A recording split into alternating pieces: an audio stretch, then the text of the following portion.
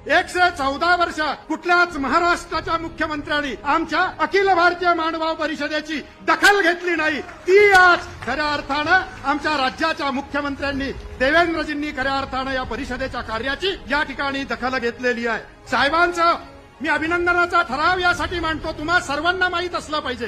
पण मला हे सांगताना आनंद वाटतो की इतका मोठा आमचा हा संपूर्ण महानुभाव पंथ की जो केवळ महाराष्ट्रात नाही, केवळ भारतामध्ये नाही, तर अफगाणिस्तानपर्यंत पसरलेला आमचा महानुभाव पंथ आज भारताच्या कुठल्याही राज्यात गेलं तरीही आम्हाला महानुभाव त्या ठिकाणी भेटतात, महानुभावांचा विचार त्या ठिकाणी भेटतो आणि भक्तिभावानं महानुभाव पंथाचं काम करणारे लोक आम्हाला त्या ठिकाणी भेटतात. त्यामुळे इतका मोठा आमचा हा संप्रदाय, इतका मोठा समुदाय, इतका मोठा पंथ, पण दुर्दैवाने कधीच या पंथाची दखल महाराष्ट्राच्या राजकीय व्यवस्थेने घेतलीच नाही, कधीच घेतली नाही. आणि म्हणून मला असं वाटतं की हाही कदाचित भगवान चक्रधर स्वामींचाच आदेश असावा की ही दखल घेण्याची पहिली संधी ही मला या ठिकाणी मिळाली आणि आमच्या युतीच्या सरकारला ती मिळाली.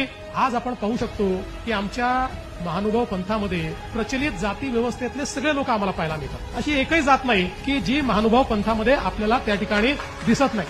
पण त्याच वेळी या पंथामध्ये कोणी कोणाला जात विचारत नाही, सगळे महानुभाव एकमेकाला दंडवतच करतात.